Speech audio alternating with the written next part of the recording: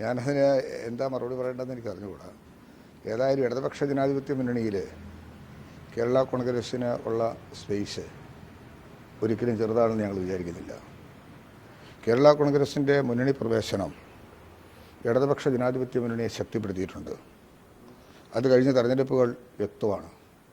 സ്വാഭാവികമായും അത്തരം കാര്യങ്ങൾ ഒരു മുന്നണിയുടെ ഭാഗമായി നിൽക്കുമ്പോൾ അതിനെ ശക്തിപ്പെടുത്തുക, നിലപാടുകൾ സ്വീകരിക്കുക, ഇതൊക്കെയാണ് കേരള കോൺഗ്രസ് നേരത്തെയും ചെയ്തിട്ടുള്ളത്.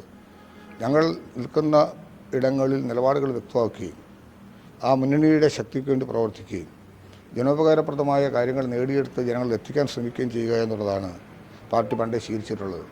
ഇതാണ് മാണി സാർ ഞങ്ങളെ പഠിപ്പിച്ച പ്രത്യയശാസ്ത്രം. അതുകൊണ്ട് മറ്റ് വിമർശനങ്ങൾക്കൊക്കെ ഇടയുണ്ടാകാം, പക്ഷെ അത് ഞങ്ങളെ യേശുന്ന പ്രശ്നമല്ല. പാർലമെന്റ് തെരഞ്ഞെടുപ്പിൽ പാലായിലും കടുത്തുരുത്തിയിലും ഒരു ദയനീയമായ തോൽവി ഇടതുപക്ഷം നേരിട്ടിട്ടുണ്ട്.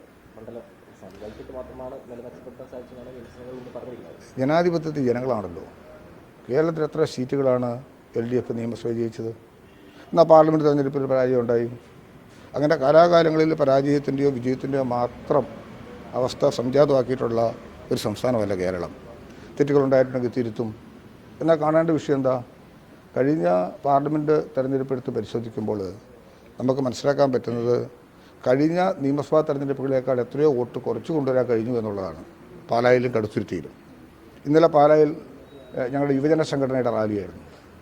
1500-2000 കുട്ടികളിലാണ് ഇരുന്നത് ഒരു നിയമസഭാ മണ്ഡലത്തിനകത്ത്.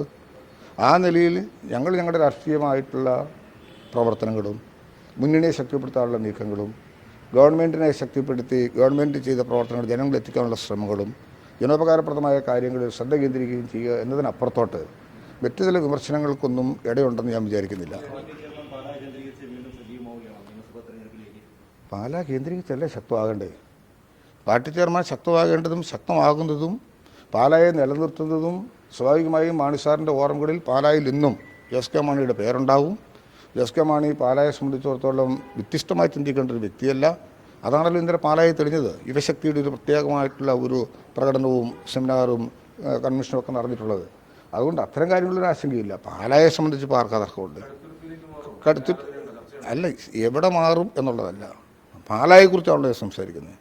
പാലായിൽ ജോസ് കെ മാണി അജീയമായ നേതൃത്വ സ്ഥാനത്ത് വന്ന് പാലായും അതോടൊപ്പം കടുത്തുരുത്തി കോൺസ്റ്റിറ്റ്യുവൻസിയും കേരള കോൺഗ്രസ് പാർട്ടിയെ സംബന്ധിച്ചിടത്തോളം ഞങ്ങളുടെ ശക്തമായ 2 കോട്ടകളാണ്. ഇനി അവിടെ എന്താ പ്രശ്നം? അതൊക്കെ രാഷ്ട്രീയപരമായ അവലോകനങ്ങളിലൂടെ കണ്ടെത്തി മുന്നോട്ട് പോകും.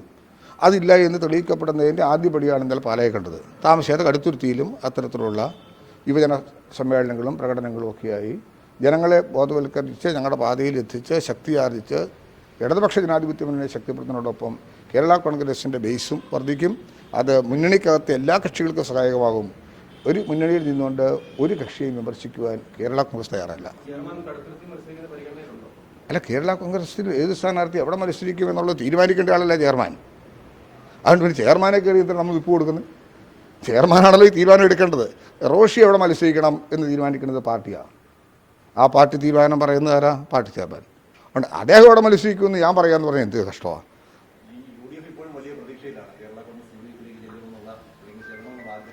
വളരെ സന്തോഷത്തോടുകൂടിയാണ് സ്വീകരിക്കുന്നത്. അതിൻ്റെ കാരണം അങ്ങനെയൊരു തോന്നലുണ്ടായത് വളരെ നന്നായി.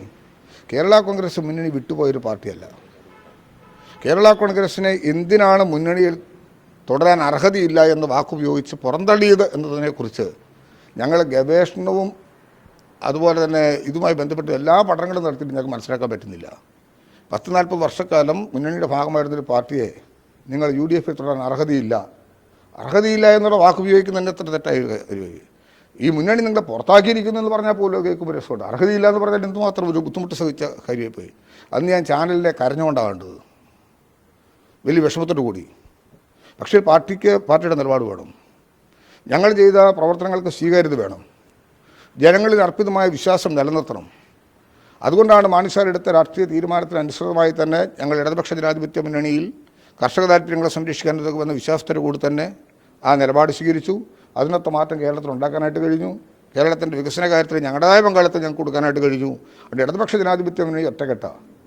അതിലെ കക്ഷികൾക്ക് തമ്മിൽ അഭിപ്രായ വ്യത്യാസമുണ്ടെന്ന് ഞാൻ വിചാരിക്കുന്നില്ല. സ്വാഭാവികമായിട്ടുണ്ടാകാവുന്ന പാർട്ടി കൺവെൻഷനുകളിലും പാർട്ടി കമ്മിറ്റികളിലൊക്കെ ഉണ്ടാകുന്ന ചർച്ചകൾ അത് അതിൻ്റെ അർത്ഥത്തിനും തരത്തിലും മാത്രമേ കാണേണ്ടതായിട്ടുള്ളൂ. അത് മുന്നണിക്ക് പോറലുണ്ടാകാനോ മുന്നണിക്കകത്തെ സ്പർദ്ധ അങ്ങോട്ടും ഇങ്ങോട്ടും രൂപപ്പെടുന്നതിന് വേണ്ടിയൊന്നും ആണെന്ന് ഞാൻ ഒരിക്കലും കരുതിയിട്ടില്ല. ഓക്കെ,